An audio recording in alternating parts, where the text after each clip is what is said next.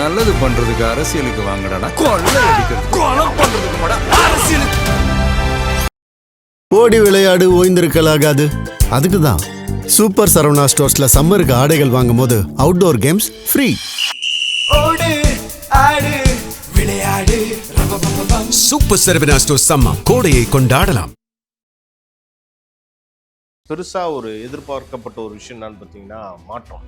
அந்த மாற்றம் நிகழுமான்றது மாதிரி எல்லாரும் எதிர்பார்த்து கொண்டிருந்த நேரத்தில் ஒரு பெரிய மாற்றமாகவே அது வந்துருச்சு. அரசியலில் இவர் அடுத்த ஒரு சூப்பர் ஸ்டாராக வலம் வராரா அப்படின்ற அந்த கேள்வி எழுந்திருக்கு. அதுக்கான ஃபஸ்ட்டு ஒரு பார்க்கப்பட வேண்டிய விஷயம் என்னன்னு பார்த்தீங்கன்னா அந்த கோட் சூட் அரசியல். பிளாக் கலர் பேண்ட்டு, அந்த பிளாக் கலர் கோட், அது என்ன சொல்லுதுன்னா திராவிட பாரம்பரியத்தை அவர் வெளிப்படுத்துகிறாரு அப்படின்ற மாதிரி அரசியல் விமர்சகர்களும் மக்கள் மத்தியிலுமே அது பேசப்படும். இனி வரக்கூடிய 5 ஆண்டுகளில் அவருடைய ட்ரெஸ் கோட் இதுதான் அப்படின்ற மாதிரியும் பார்க்கப்படுது. ஓகே, பொதுவாகவே பார்த்தீங்கன்னா இது வரைக்கும் கடந்த 59 ஆண்டுகளாக திராவிட கட்சிகள் திமுக அதிமுக மாறி மாறி ஆட்சிக்கு வந்திருக்காங்க.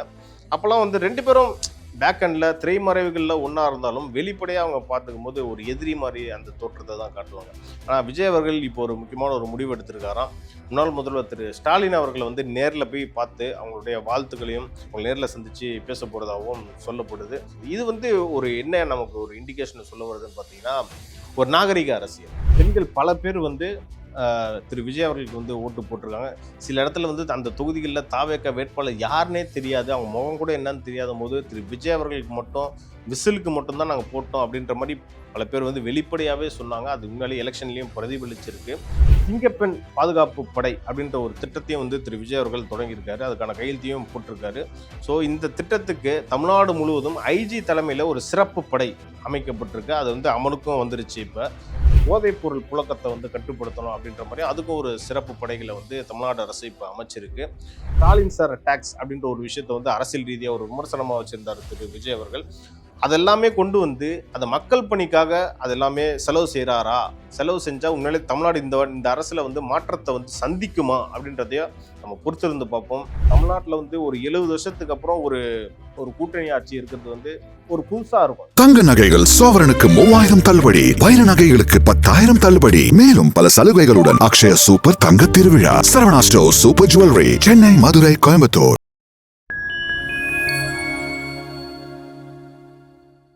ஃபைன் டைம் நேயர்களுக்கு வணக்கம்.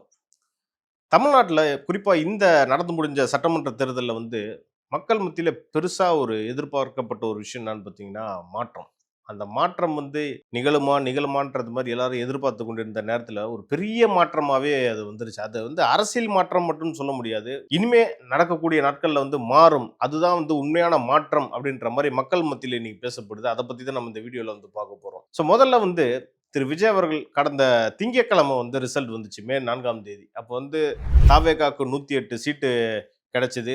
ஒரு பெரும்பான்மை கிடைக்கல. இருந்தாலும் விசிகா, கம்யூனிஸ்ட், IUML உள்ளிட்ட பல கட்சிகள் இப்போ தாவேகாக்கு ஆதரவு தெரிவிச்சிருக்கிறதுனால தாவேகா இன்னைக்கு ஆட்சியில் அமர்ந்திருக்கு. திரு விஜய் அவர்கள் முதலமைச்சராக பதவியும் ஏற்றிருக்காரு.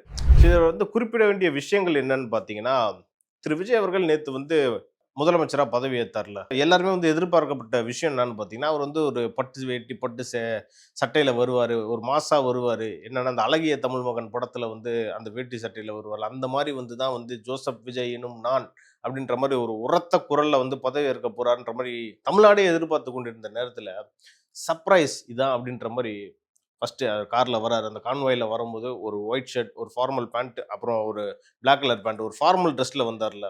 ஓகே, ஒரு நல்லா இருந்துச்சு. ஓகே, தமிழ்நாட்டில் ஒரு புதுசாக எப்பவுமே அவர் ஒரு ட்ரெண்ட் செட்டர் இல்லை. சினிமாவாக இருந்தாலும் சரி, ஒரு லைஃப்பில் இருந்தாலும் சரி, ஒரு நார்மல் லைஃப்பில் இருந்தாலும் சரி, அவர் எப்பவுமே ஒரு ட்ரெண்ட் செட்டராக இருப்பான்றதுல எந்த ஒரு மாற்று கருத்தும் இல்லை. அதனால தான் அவர் ஒரு சூப்பர் ஸ்டார் ரேஞ்சில் இருந்தார். இப்போ அரசியலில் இவர் அடுத்த ஒரு சூப்பர் ஸ்டாராக வலம் வராரா அப்படின்ற அந்த கேள்வி எழுந்திருக்கு. அதுக்கான ஃபஸ்ட்டு ஒரு பார்க்கப்பட வேண்டிய விஷயம் என்னன்னு தான் பார்த்தீங்கன்னா அந்த கோட் சூட் அரசியல். இந்த கோட் சூட் அரசியல் இப்போ தமிழ்நாடு அரசியலில் என்ன சொல்ல வருது அப்படின்றத பற்றி நம்ம பார்க்கலாம். ஸோ முதல்ல நேற்று அவர் பதவியேற்க வரும்போது அந்த கோட் சூட்டில் அந்த பிளாக் கலர், குறிப்பாக அந்த கலர் தான் ரொம்ப முக்கியம். அந்த பிளாக் கலர் பேண்ட்டு, அந்த பிளாக் கலர் கோட், அது என்ன சொல்லுதுன்னா திராவிட பாரம்பரியத்தை அவர் வெளிப்படுத்துகிறாரு அப்படின்ற மாதிரி அரசியல் விமர்சகர்களும் மக்கள் மத்தியிலுமே அது பேசப்படுது. ஸோ இது அடுத்த கட்ட அரசியல் நாகரிகமாக இதை பார்க்கப்படுமா, தமிழ்நாடு அரசியல் இதை நோக்கி தான் நகருதா அப்படின்ற அந்த கேள்வியும் முன்வைக்கப்படுது. இன்னொரு விஷயம் என்ன சொல்கிறாங்கன்னா, உலக தலைவர்கள் வந்து கவனத்தை வந்து திரு விஜய் அவர்கள் இருக்கிறாரு. ஒரு நல்ல குட் கவர்னன்ஸ் கொடுத்தா இது வந்து உலக லெவல்ல போய் விஜய் அவர்கள் ரீச் ஆகலாம். தமிழ்நாடு போய் ரீச் ஆக போகுது அப்படின்ற மாதிரி இந்த செய்தி வந்து இந்த ஆடை நாகரிகம் வந்து கொண்டு போகப்படுது அப்படின்ற மாதிரியும் பல பேர் சொல்றாங்க. இது பல பேர் விமர்சிக்கவும் செய்றாங்க. என்னன்னா முதல்ல ஒரு வந்து சிஎம்மா பதவி இருக்கிறாரு. தமிழ் பாரம்பரியம், தமிழ் உடையில அந்த கலாச்சாரத்துல வந்து பதவி ஏத்திருந்தா நல்லா இருந்திருக்கும் அப்படின்ற மாதிரியும் சொல்றாங்க. அது அவங்களுடைய நம்பிக்கை. அது வந்து நம்ம வந்து விமர்சனம் பண்ண வேண்டிய இடத்துலயும் நம்ம இல்ல. ஸோ அப்படியும் பண்ணியிருக்கலாம். ஆனா விஜய் அவர்கள் இத சூஸ் பண்ணியிருக்காரு. உண்மையிலேயே இது நல்ல விஷயமாவும் பார்க்கப்படுது. ஸோ இதுவரைக்கும் நேத்து வந்து சிஎம்மா பதவியேற்கும்போது தான் அந்த கோட் சூட்ல அணிஞ்சிட்டு வந்திருப்பாரு. ஃபர்ஸ்ட் டே அப்படின்றதுனால பண்ணியிருப்பார் அப்படின்னு பார்த்தா, இன்னைக்கு வந்து சட்டமன்றமும் கூடியிருக்கு. தற்காலிக சபாநாயகர் திரு கருப்பையா அவர்கள் வந்து எல்லாருக்குமே சட்டமன்ற உறுப்பினர்களுக்கு வந்து பதவி பிரமாணமும் செஞ்சு வச்சிருக்காரு. அதுல முதல் ஆளா முதலமைச்சர் திரு விஜய் அவர்கள் பெரம்பூர் சட்டமன்ற உறுப்பினரா அவர் வந்து பதவியேற்றிருக்காரு. அப்பயும் வந்து பார்த்தீங்கன்னா, கோட் சூட்லயே வந்திருக்காரு. இதுதான் வந்து இன்னும் ஒரு கவனிக்கக்கூடிய விஷயமாவும் இருக்கு. ஓகே. இனி வரக்கூடிய 5 ஆண்டுகள்ல அவருடைய ட்ரெஸ் கோட் இதுதான் அப்படின்ற மாரியும் பார்க்கப்படுது. ஓகே. 5 வருஷமும் இப்படியே வந்தா எப்படி இருக்கும்? ஏன்னா, திரு விஜய் அவர்கள் ஏற்கனவே பார்த்திருப்போம். இந்த பரப்புரைக்கெல்லாம் போனப்போ அந்த ஒயிட் ஷர்ட், காக்கி பேண்ட்ல போட்டு போனாரு. அது ஒரு பெரிய ஒரு ட்ரெண்ட் செட் ஆச்சு. எலக்ஷன் டைம்ல வந்து எலக்ஷன் ஓட்டு போடுற டைம்ல கூட வந்து பார்த்தீங்கன்னா, இளைஞர்கள் ஏன் பெரியவர்களே பல பேர் வந்து அந்த ட்ரெஸ் கோட்ல போனாங்க. அது வந்து எவ்வளோ பெரிய ஒரு இம்பாக்ட்ட கிரியேட் பண்ணுச்சு. ஸோ அத வந்து அரசியல்ல திரு விஜய் அவர்கள் இதை இப்ப கொண்டு வராரா? அப்படின்ற அந்த கேள்வியும் எழுந்திருக்கு. இன்னொரு பக்கம் இப்ப வந்து அரசியல்ல வந்து ஒரு நாகரிகமான அரசியலையும் வந்து விஜய் கையில் எடுக்க போறதா சொல்றாங்க. அவரும் வந்து நகர்வுகள்லாம் இப்ப பார்க்குற வரைக்கும் அப்படிதான் இருக்கு. இந்த நேத்தும் சரி, இன்னைக்கும் சரி, அப்படி நகர்வுகளும் அப்படிதான் இருக்கு. இப்போ இன்னொரு முக்கியமான விஷயம் பார்த்தீங்கன்னா, முன்னாள் முதல்வர் திரு மு.க. ஸ்டாலின் அவர்கள வந்து திரு விஜய் அவர்கள் சந்திக்க போறதா ஒரு நியூஸும் நமக்கு கிடைச்சிருக்கு. என்னன்னா, பொதுவாவே வந்து பார்த்தீங்கன்னா, இதுவரைக்கும் கடந்த 59 ஆண்டுகளாக திராவிட கட்சிகள் திமுக, அதிமுகன்னு மாறி மாறி ஆட்சிக்கு வந்திருக்காங்க. அப்பலாம் வந்து 2 பேரும் பேக் எண்ட்ல திரைமறைவுகள்ல ஒண்ணா இருந்தாலும், வெளிப்படையா அவங்க பார்த்துக்கும்போது ஒரு எதிரி மாரி அந்த தோற்றத்த தான் காட்டுவாங்க. ஆனா விஜய் அவர்கள் இப்போ ஒரு முக்கியமான ஒரு முடிவு எடுத்திருக்காராம். முன்னாள் முதல்வர் திரு ஸ்டாலின் அவர்கள வந்து நேர்ல போய் பார்த்து, அவங்களுடைய வாழ்த்துக்களையும் அவங்க நேர்ல சந்திச்சு பேச போறதாகவும் சொல்லப்படுது. அதே மாரி மு.க. ஸ்டாலின், திரு வைகோ அவர்கள் உள்ளிட்ட பல மூத்த தலைவர்கள வந்து நேர்ல போயிட்டு அவங்க வீட்ல போய் சந்திக்க போறதாகவும் தகவல் வருது. இது வந்து ஒரு என்ன நமக்கு ஒரு இண்டிகேஷன் சொல்ல வருதுன்னு பார்த்தீங்கன்னா, ஒரு நாகரிக அரசியல். நாகரிக அரசியல் உண்மையிலே ரொம்ப முக்கியமான விஷயம். இது வந்து ஏன்னா ஒரு அடுத்த தலைமுறைக்கு வந்து ஒரு முக்கியமான பாடத்த கத்துக் கொடுக்க போகுது. ஏன்னா விஜய் அவர்கள் ஏற்கனவே நான் சொன்ன மாரி சினிமால ஒரு பெரிய ட்ரெண்ட் செட்டரா இருக்காரு. அவர் வந்து ஒரு அடுத்த தலைமுறைய குறிப்பா இளைஞர்கள வழிநடத்தக்கூடிய ஒரு முக்கியமான தலைவரா இருக்கிறப்போ, இந்த மாரி அரசியல அவர் கையில எடுக்க போறது வந்து உண்மையிலே பாராட்டத்தக்க விஷயமா தான் பார்க்கப்படுது. இதெல்லாம் ஒரு பக்கம் இருக்கிறப்ப, விஜய் அவர்கள் நேத்து வந்து முதலமைச்சரா பதவி ஏற்றதுக்கு அப்புறம் ஒரு 3 முக்கியமான கையெழுத்து போட்டாரு திட்டங்களுக்கு. என்னன்னு பார்த்தீங்கன்னா, 200 யூனிட் மின்சாரம் வந்து இலவசம் அப்படின்றது வந்து அவங்க தேர்தல் வாக்குறுதிகளிலே குடுத்திருந்தாங்க.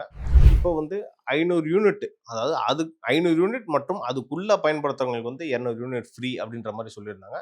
அப்படி இல்ல 500 யூனிட் தாண்டிருச்சுன்னா, ஏற்கனவே நடைமுறையில இருந்த 100 யூனிட் மின்சாரம் ஃப்ரீ அப்படின்ற அந்த நடைமுறை வந்து ஃபாலோ பண்ணப்படும். ஸோ அதே மாரி 2வது கையெழுத்தா என்னன்னு பார்த்தீங்கன்னா, பெண்களுக்கான முக்கியத்துவம். ஏற்கனவே அவர் சொல்லியிருந்தாரு. எல்லா கூட்டத்திலயும் பிரச்சாரத்துக்கு அப்போ அவர் போன ஸ்ட்ரெஸ் பண்ண விஷயம் என்னன்னு பார்த்தீங்கன்னா, பெண்களுக்கு குறிப்பா திமுக ஆட்சியில வந்து பாதுகாப்பு இல்ல. எங்க பார்த்தாலும் ரேப்பு, கற்பழிப்பு இந்த மாரி சம்பவங்கள்லாம் அதிகமா நடக்குது. பாலியல் வன்கொடுமை சம்பவங்கள் அதிகமா நடக்குது அப்படின்ற மாரி பல இடத்துல சொல்லியிருந்தாரு. ஸோ அதெல்லாமே வந்து திரு விஜய் அவர்களுக்கு எலக்ஷன்ல ஒரு பாசிட்டிவா போய் முடிஞ்சிருக்கு. பெண்கள் பல பேர் வந்து திரு விஜய் அவர்களுக்கு வந்து ஓட்டு போட்டிருக்காங்க. சில இடத்துல வந்து அந்த தொகுதிகள்ல தாவேக வேட்பாளர் யாருன்னே தெரியாது. அவங்க முகம் கூட என்னன்னு தெரியாதபோது, திரு விஜய் அவர்களுக்கு மட்டும் விசிலுக்கு மட்டும் தான் நாங்க போட்டோம் அப்படின்ற மாரி பல பேர் வந்து வெளிப்படையாவே சொன்னாங்க. அது உண்மையிலேயே எலக்ஷன்லயும் பிரதிபலிச்சிருக்கு. So coming to the point, சிங்கப்பெண் பாதுகாப்பு படை அப்படின்ற ஒரு திட்டத்தையும் வந்து திரு விஜய் அவர்கள் தொடங்கியிருக்காரு. அதுக்கான கையெழுத்தையும் போட்டிருக்காரு. ஸோ இந்த திட்டத்துக்கு தமிழ்நாடு முழுவதும் ஐஜி தலைமையில ஒரு சிறப்பு படை அமைக்கப்பட்டிருக்கு. அது வந்து அமலுக்கும் வந்துருச்சு இப்ப.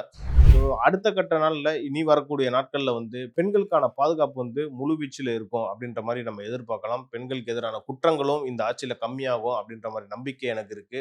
ஸோ கம்மியாச்சுன்னா தமிழ் சமூகம் அடுத்த கட்ட லெவலுக்கு வளரும். இது வந்து எல்லாருமே கண்டிப்பா நம்ம பார்க்கக்கூடிய விஷயமா தான் இருக்கு. எதிர்பார்க்கக்கூடிய விஷயமா தான் இருக்கு. நம்ம பொறுத்திருந்து பார்ப்போம். இனி வரக்கூடிய நாட்கள்ல பெண்களுக்கான பாதுகாப்பு எப்படி இருக்குன்றத நம்ம பார்க்கலாம். அடுத்தபடியா 3வது கையெழுத்தா போதைப் பொருள் புழக்கத்தை வந்து கட்டுப்படுத்தணும் அப்படின்ற மாரி அதுக்கும் ஒரு சிறப்பு படைகளை வந்து தமிழ்நாடு அரசு இப்ப அமைச்சிருக்கு.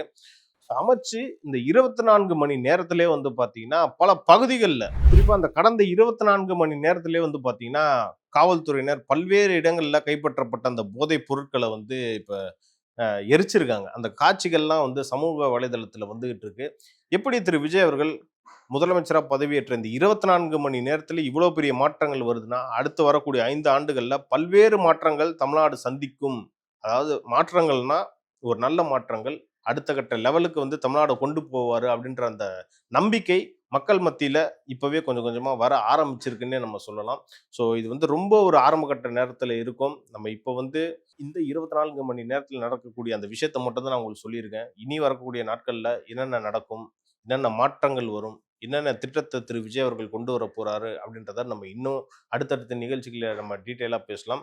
இது ஒரு பக்கம் இருக்கிறப்ப, எதிர்க்கட்சியா இருக்கக்கூடிய திமுக அவங்கள எதிர்க்கட்சியான அந்த வேலையை வந்து சரியா செய்ய ஆரம்பிச்சுட்டாங்க அப்படின்ற மாதிரி தான் எனக்கு தோணுது. ஏன்னா திரு விஜய் அவர்கள் நேற்று பதவியேற்பு விழாலேயே ஒன்று சொல்லியிருந்தாரு. கடந்த திமுக ஆட்சியில வந்து 10 லட்சம் கோடியை வந்து கடனா வச்சுட்டு போயிட்டாங்க, கஜானாவை காலி பண்ணிட்டு போயிட்டாங்க அப்படின்ற ஒரு விஷயத்த வந்து சொல்லிட்டு போயிருந்தாரு.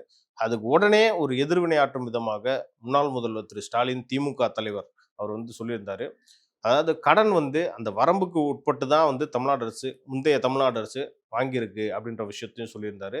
ஏன்னா நீங்க வந்து வாக்குறுதியெல்லாம் கொடுத்தீங்களே, அப்பவே இந்த கடன்லாம் இருந்துச்சுன்றது உங்களுக்கு தெரியும்ல அப்படின்ற ஒரு விஷயத்தையும் சொல்லியிருக்காரு. ஸோ எதிர்க்கட்சி வந்து அப்படிதான் சொல்லுவாங்க. ஸோ ஆளுங்கட்சி இதெல்லாம் பார்த்துட்டு எப்படி செயல்படுவாங்க, கொடுத்த வாக்குறுதிகளை திரு விஜய் அவர்கள் நிறைவேற்றுவாரா இல்லையான்றதையும் நம்ம பொறுத்திருந்து பார்க்கணும். கடன்றது எல்லா அரசும் வாங்க தான் செய்வாங்க. கடன் வாங்குறது வந்து ஒரு தப்புன்னு நம்ம சொல்ல முடியாது. ஆனால் அது ஒரு பெர்மிசிபிள் லெவல்ல இருக்கும். அதாவது அந்த மாநிலம் வந்து திவாலாகக்கூடிய ஸ்டேஜில் இருக்கா, அந்த ஸ்டேஜுக்கு போனாதான் வந்து ஒரு டேஞ்சர். அப்படி ஆகலை. தமிழ்நாடு அரசு இன்னும் பெர்மிசபிள் லெவல்ல தான் இருக்கு. ஸோ கடன் வாங்குறது வந்து ஒரு பெரிய விஷயமா பார்க்கப்படாது. ஆனால் கடன் வாங்குற தொகையை வந்து நம்ம கம்மி பண்ணிட்டா, அதாவது நம்ம வட்டி கட்டுறோம்ல, அது வந்து கம்மியாயிடுச்சுன்னா அடுத்த கட்ட வளர்ச்சிக்கு அது வந்து பயன்படுத்தலாம். ஏன்னா நம்ம இன்னைக்கு வந்து அந்த வட்டி கட்டுறதுக்கே அதிகமாக போயிட்டு இருக்கிறதுனால வளர்ச்சி பணிகளுக்கு வந்து நம்ம அரசு வந்து சரியா செலவு பண்ண முடியல அப்படின்ற ஒரு விஷயமும் இருக்கு. ஸோ இதை தான் வந்து நம்ம கவனிக்கணும். அதனால கடன் வாங்குறது பெரிய விஷயம் அப்படின்ற மாதிரி ஒரு அரசியல் காரணத்துக்காக தான் பல பேர் பேசிட்டு இருக்காங்களோ தவிர அது வந்து தப்பு கிடையாது. அது ஒரு குறிப்பிட்ட லெவல்ல இருந்துச்சுன்னா நம்மளுடைய மாநிலம் அடுத்த கட்ட லெவலுக்கு போகும். ஆனா இந்த அரசு கடன் வாங்குறத கம்மி பண்ணிட்டு இருக்கிறத ஏற்கனவே சொல்லியிருந்தார், இந்த ஸ்டாலின் சார் டாக்ஸ் அப்படின்ற ஒரு விஷயத்த வந்து அரசியல் ரீதியா ஒரு விமர்சனமா வச்சிருந்தாரு திரு விஜய் அவர்கள். அதெல்லாமே கொண்டு வந்து அந்த மக்கள் பணிக்காக அதெல்லாமே செலவு செய்யறாரா, செலவு செஞ்சா உண்மையிலே தமிழ்நாடு இந்த அரசுல வந்து மாற்றத்தை வந்து சந்திக்குமா அப்படின்றதையும் நம்ம பொறுத்திருந்து பார்ப்போம்.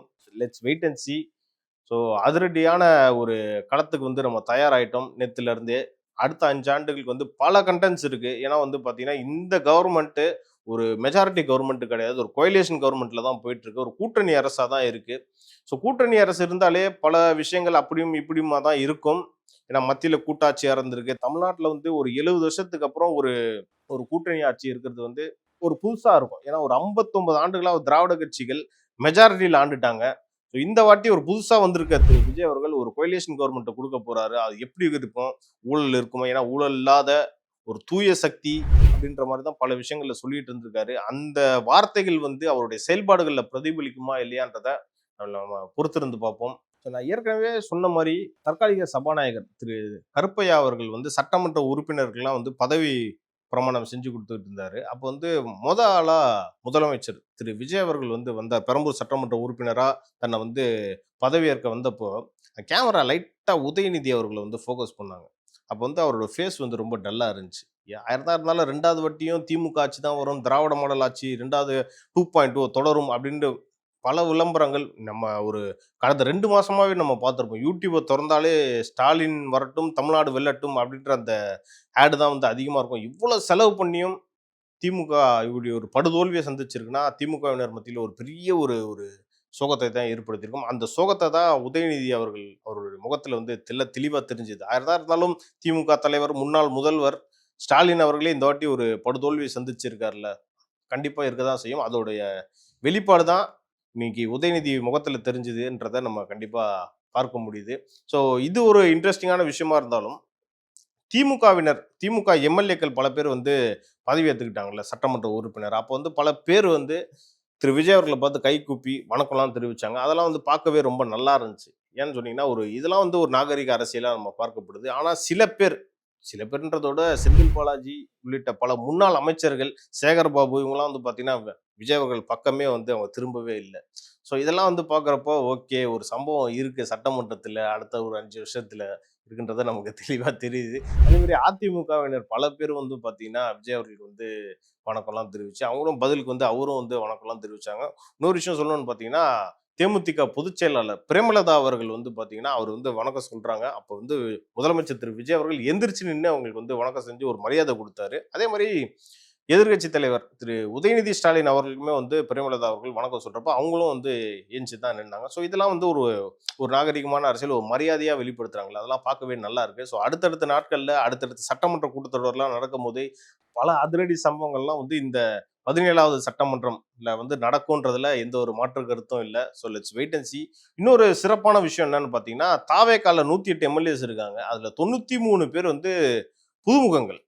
இந்த புதுமுகங்களுக்கு வந்து பெருசா எக்ஸ்பீரியன்ஸ் இருக்காது. அவங்க வந்து இந்த 17வது சட்டமன்றத்துல வந்து எப்படி செயல்பட போறாங்க, எப்படி வந்து கேள்விகளை முன்வைக்க போறாங்க அப்படின்றது வந்து ரொம்ப ஒரு இன்ட்ரெஸ்டிங்கா இருக்கு. வெயிட் பண்ணி பார்ப்போம் அவங்களாம் என்னென்ன கேட்க போறாங்கன்றத, அவங்களுடைய தொகுதிகளுக்கான பிரச்சனைகளை சட்டமன்றத்துல எழுப்பி அவங்க என்னென்ன சொல்றாங்கன்றதையும் கேட்க ரொம்ப ஒரு ஆவலா வெயிட் பண்ணிட்டு இருக்கேன். பொறுத்திருந்து பார்ப்போம். நன்றி.